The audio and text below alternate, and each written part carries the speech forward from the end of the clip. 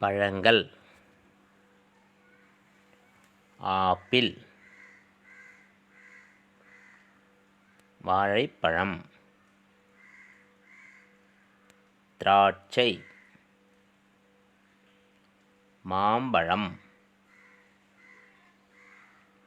தர்பூசணி,